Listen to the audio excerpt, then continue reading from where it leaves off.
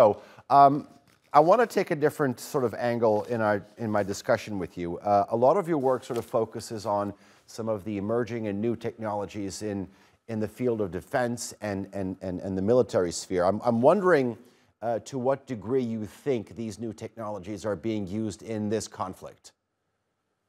Absolutely. Thank you for having me. I think that the conflict in Ukraine is a bit of an outlier.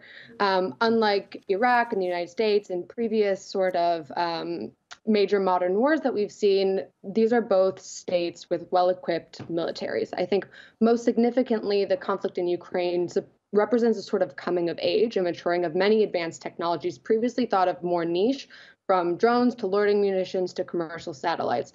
And so I would say they're being used very widely, and it's one of the unique kind of aspects of this conflict, and one of, I think, the reasons that Ukraine has been able to do so well. When it comes to drones, I would definitely agree with you, although there is a sort of a caveat there, which I'll try to get into a little bit later. I think one of the things that I wasn't aware of in terms of its existence was the hypersonic missiles. And we've seen Russians at least claim that they've used it on several instances, especially in this conflict.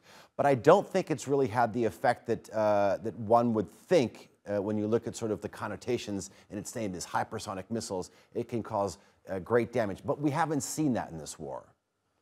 I would say not yet. I would say there are three buckets of technologies that we're seeing. We're seeing more exit technologies that we've had for a longer time, like that are very familiar, like drones and other unmanned aerial vehicles. We're seeing some technologies that have been around for a little bit longer, but are really kind of being used in greater capacity, more like loitering munitions, as I mentioned.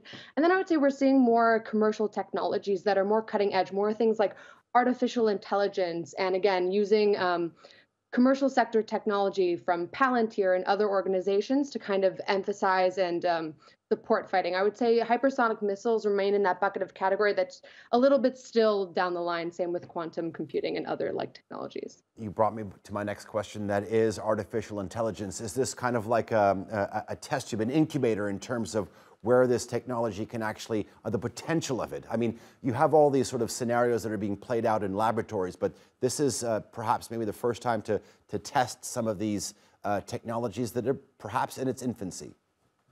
Absolutely. I think that's 100% correct. I think, you know, as someone who researches artificial intelligence in particular and focuses on it a lot of states, you know, and especially with a lot of the discussion in the United States and with respect to China has been, you know, all of these countries and states and militaries are investing heavily in these technologies.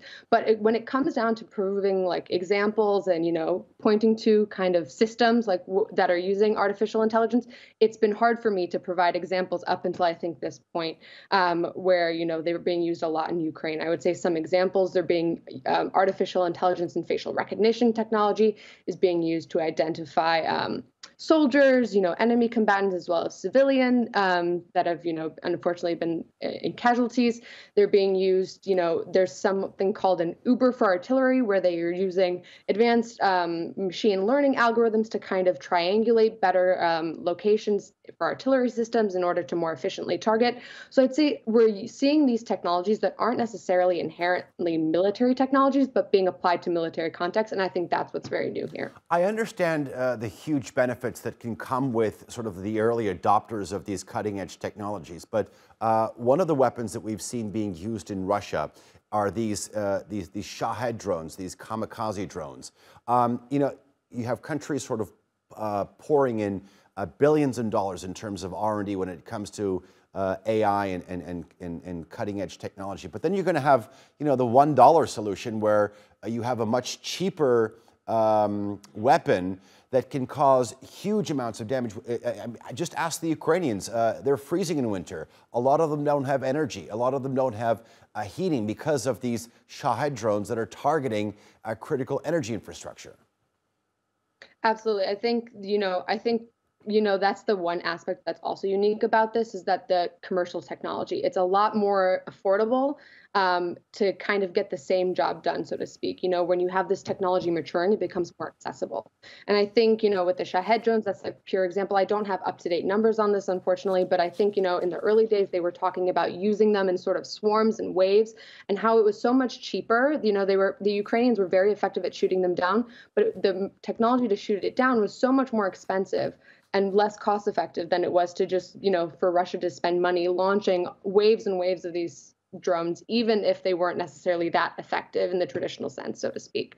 And so I think those are some of the examples. I mean, you know, early on in the conflict, we saw how affordable some of these technologies truly were, where, you know, you had, you know, Ukraine had won the Eurovision Song Contest, and then, you know, the group that won then used money to crowdfund to buy a TV2 drone. So I think we're seeing, you know, that a lot more certain kind of initiatives are a lot more reasonable and a lot more, these technology are becoming a lot less precious, so to speak, I would say.